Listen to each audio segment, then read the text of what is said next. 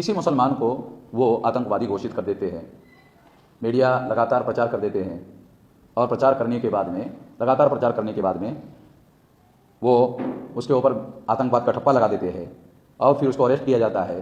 वो 10 साल 12 साल 15 साल 18 साल जेल में चढ़ता है। उसके बाद हाई कोर्ट का डिसीजन आता है। ऐसा जंगली महाराज केस में 52 लोगों को छोड़ दिया। ये जो हिमायत बेग है उसको 2 बार 3 बार फांसी की सज़ा हुई, उसको आजीवन कारावास हुआ और आजीवन कारावास का कारण दिया कि उसके घर में ये RDX मटेरियल मिला। तो RDX मटेरियल मिला, पुलिस वाले RDX मटेरियल लेके जाते घरों में दूसरों के और उसको कहते हैं हाँ इनके घर में, वो अपने पास ही लेके जाते।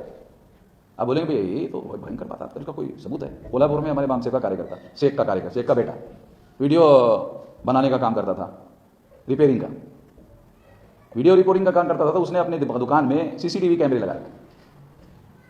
आप पुलिस वालों को बताइए, 6 पुलिस वाले आए और उन्होंने अपने ही सफारी में से मोबाइल निकाल करके, तुम आतंकवादियों से बात करते हो?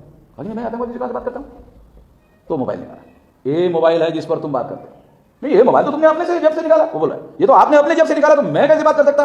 नहीं करते हो, चलो लेकिन अरेस्ट करो। अब पुलिस वालों को मालूम ही नहीं कि CCTV कैमरे में मैं खुद अपना मोबाइल निकालते हुए उसमें रिकॉर्ड में आ गया। वो सारा रिकॉर्ड हाई कोर्ट के लोगों के सामने रखा गया।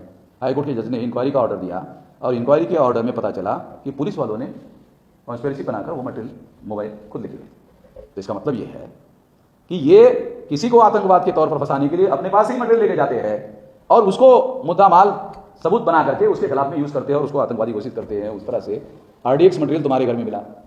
अरे भारत में मिलिट्री के अलावा RDX मटेरियल नहीं रहता है, बाहर किसी को नहीं मिलता। अगर इसके पास RDX मटेरियल मिला तो इसका दूसरा मतलब है विदेश से आया होगा, समंदर से आया होगा। तो फिर आपने इसको तो RDX मटेरियल के तौर पर पकड़ा, तो उसको ये पूछना चाहिए था कि आपने लिया कहां से, वो कौन लोग हैं विदेश वाले जिन्होंने उसके बारे में लिया। फिर उसको आजीवन कारावास दे दिया हिमायत बेग को। मगर पुलिस वालों ने कोर्ट में जो गवाह दिए थे, उन गवाहों को एक पत्रकार जाके मिला उन गवाहों। अब उनको मालूम ही नहीं है कि उनके साथ बातचीत करते वक्त उसका रिकॉर्ड जो है वो हो रहा है। तो रिकॉर्ड किया गया कि आपने कोर्ट में ऐसा था। नहीं, वो तो पुलिस ने बोला ऐसा कहने के लिए। हिमायत बेग तो पुणे में था ही नहीं, वो तो औरंगाबाद में था। मगर पुलिस वालों ने हमसे कहा, नहीं तो कहा कि तुमको भी अंदर डाल देते। तो झूठे जो मतलब केसेस है वो पुलिस वालों ने तैयार किए। ऐसा सारा रिकॉर्ड जो है उस पत्रकार ने इकट्ठा किया और इकट्ठा करने के बाद में वो सार्वजनिक कर दिया सोशल मीडिया।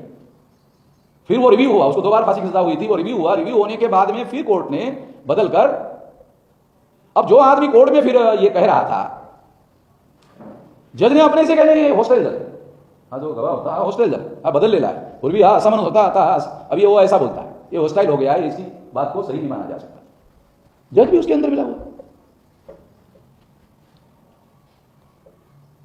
तो ये जो घटनाएं हैं, ये जो परिस्थितियां हैं, फिर उसके बाद में क्या होता है, उसको आतंकवाद के बाद 10 साल 12 साल 15 साल 18 साल के बाद छोड़ दिया जाता है।